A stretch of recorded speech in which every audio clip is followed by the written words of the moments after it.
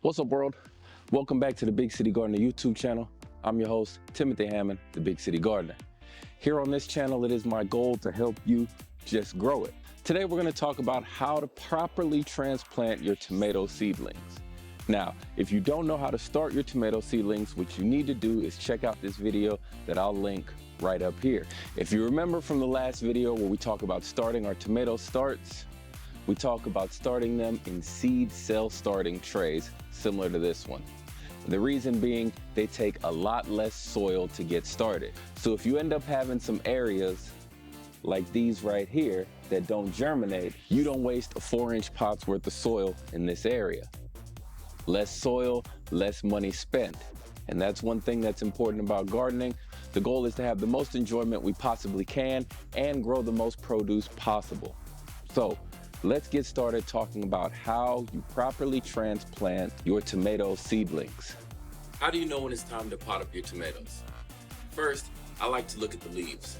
Once we have 2 to 3 sets of true leaves, in my opinion, it's time to move it up to a larger pot. Second, I want to check the roots at the bottom.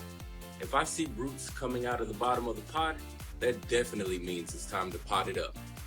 The worst thing we can do is allow a plant to become root bound. Now, what exactly does root bound mean? Root bound occurs whenever you leave a plant in a pot for too long. The roots aren't able to expand and extend out into the ground, and they end up circling themselves within the container.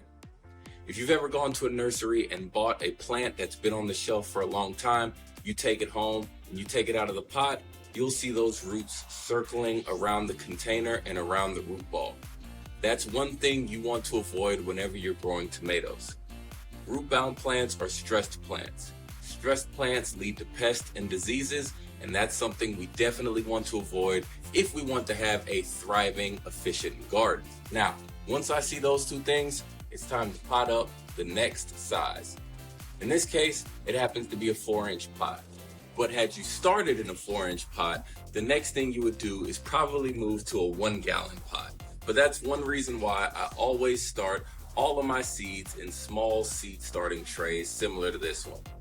Not only do they use less medium, it means that I'm able to reuse all of these pots that you get from nurseries as the next size up. Now, let's talk about what we need to actually pot up our plants. First, the plants, of course. Second, the pots. Third, high quality organic soil. Always organic. Today we're going to be using this veggie and herb mix from Heirloom Soils. Make sure you're using local soil. Nothing beats local soil. So once you have all your supplies, now it's time to get started. All we're gonna do, get some of that high quality organic potting soil.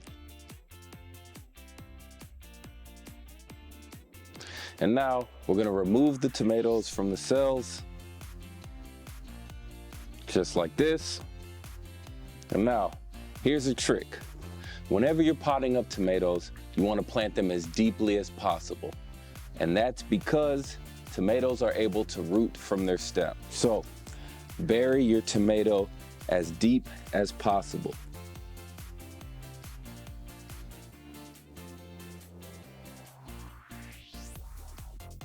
You'll notice I'm turning the stem upwards, so that way I can bury it even deeper. And now, backfill with your soil.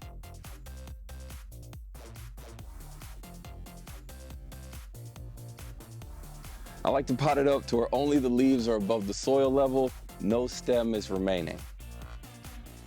After you do this, set it to the side and repeat the process. Now, if you get to a cell like this one that has multiple plants, what you're able to do is to separate the plants. Now, while this looks painful, it's not. Gently tease the plants apart, and now you see we have 2 tomatoes. Follow the same process. Turn it sideways, bury it as deep as possible, and then backfill with our high quality organic soil.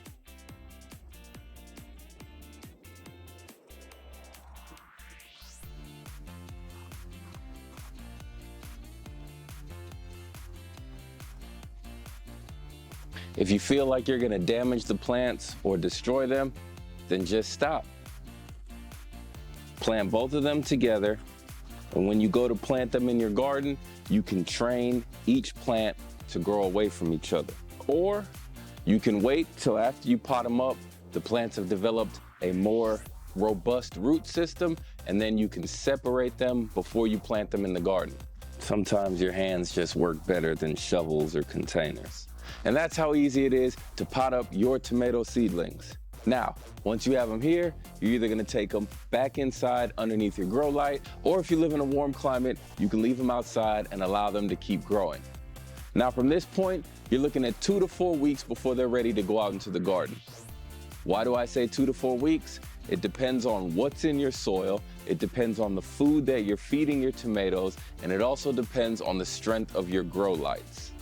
For more tips on how to just grow it, make sure you subscribe to the Big City Gardener YouTube page.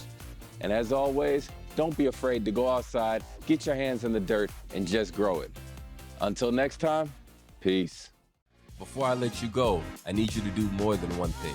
First, I need you to like, comment, subscribe to the podcast. Second, I need you to tell a friend or two about the show if you enjoyed it. And if you have anybody you think I need to talk to, I should interview, send the name over, put it in the comments, or send me an email, igrow@Big City Gardener. And check me out, man, on Instagram and on all social media platforms, Big City Gardener. We out. Oh, almost forgot. Just grow it.